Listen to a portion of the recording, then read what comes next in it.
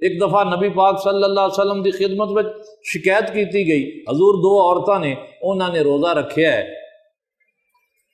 عصر the time ہو گیا ہے، عصر دا ٹائم ہو گیا ہے، تے انہاں دو عورتوں نے روزہ رکھیا ہوا ہے تے روزہ انہوں نے لگیا کھڑا ہے، روزہ کہندے نا روزہ لگ گیا ہے، ہاں اج تے جناب روزہ بڑا لگ گیا ہے، ساڈے وچ بھی یہ بیماری، اسی بھی اشتہار روزے دی تکلیف آئی تو لوگوں دستے پھرنے، ہوئے ہوئے ہوئے ہوئے اج تو بھائی بڑا روزہ لگ گیا ہے، وہ اج تو بڑی گرمی ہے، ہوئے ہوئے ہوئے، اپنا اجر ضائع کرنے والی گل ہے، اپنا ثواب ضائع کرنے والی گل ہے۔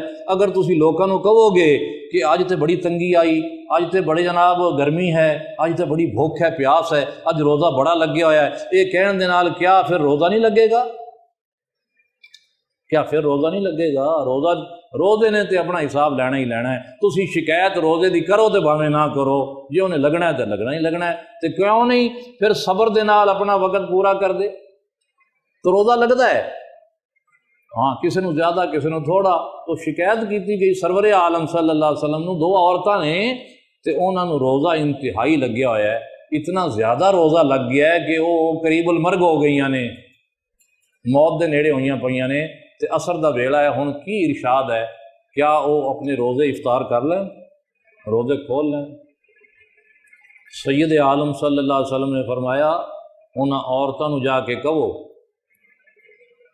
کہ وہ کسی برتن دے وچ کہہ کرن، الٹی کرن۔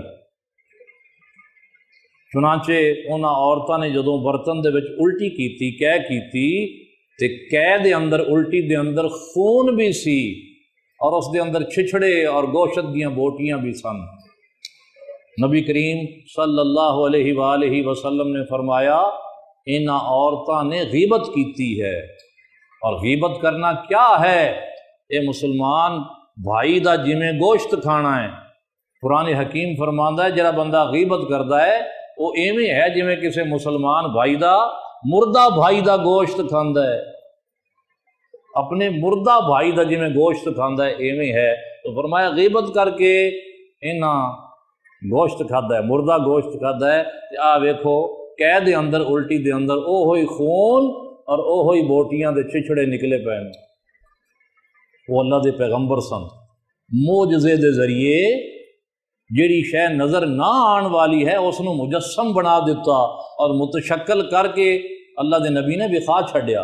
اج ہن سانو یہ چیزاں نظر تے نہیں آندیاں، اپن کیویں نظر آون؟ وہ تے اللہ دے نبی سن، انہاں کول تے طاقت سی، اپنی طاقت دے زور نہ انہوں نے بخا چھڈیا۔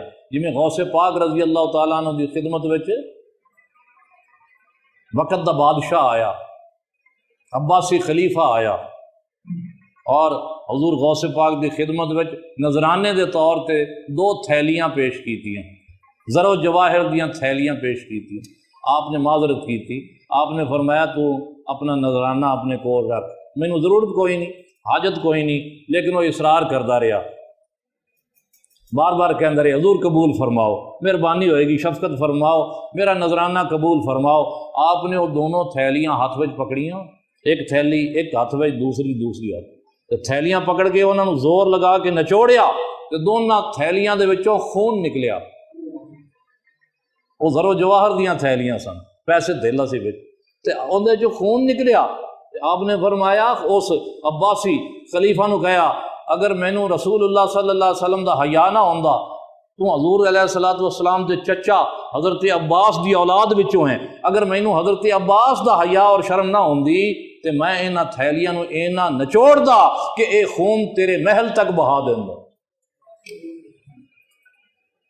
ہن آپاں تا آپ نے فرمایا لوگاں تے ظلم کر کے لوگاں کو تا خون نچوڑ دیو تے پیسہ کٹھا کر دیو تسی، اور اس دا وہ نذرانہ سانو پیش کر دیو۔